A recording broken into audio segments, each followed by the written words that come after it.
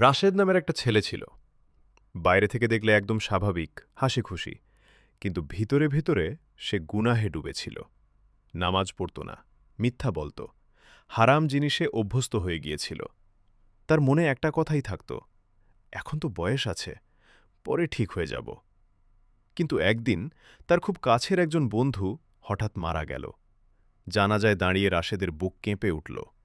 সে ভাবতে লাগল, আজ যদি আমি মারা যেতাম, আমি কি প্রস্তুত ছিলাম? সেই রাতটা তার জীবনের সবচেয়ে ভারী রাত ছিল। ঘুম আসছিল না, মনে শুধু একটা ভয়, আমি কি আল্লাহর কাছে ফিরে যেতে পারব? হঠাৎ সে মোবাইলে একটা কুরআনের আয়াত শুনল, হে আমার বান্দারা, যারা নিজেদের উপর জুলুম করেছ, আল্লাহর রহমত থেকে নিরাশ হয় না। এই কথাটা যেন তার হৃদয় ভেঙে দিল। সে আর নিজেকে ধরে রাখতে পারল না। অজু করল, নীরব রাতে সিজদায় পড়ে গেল। চোখ থেকে পানি পড়তে লাগল।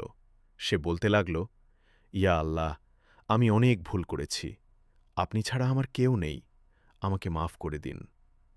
সেই রাতেই রাশেদের জীবনে একটা নতুন শুরু হল। পরের দিন থেকে সে নামাজ শুরু করল, খারাপ বন্ধুদের ছেড়ে দিল, হারাম পথ থেকে নিজেকে সরিয়ে নিল। সহজ ছিল না, কিন্তু সে চেষ্টা চালিয়ে গেল। কিছুদিন পর সে বুঝতে পারল, তার অন্তরে এক অদ্ভুত শান্তি নেমে এসেছে। আজ রাশেদ মানুষকে একটা কথাই বলে, তুমি যত গুনাহই করো না কেন, আল্লাহর কাছে ফিরে আসতে দেরি করো না, কারণ তাওবা এমন একটা দরজা যেটা কখনো বন্ধ হয় না।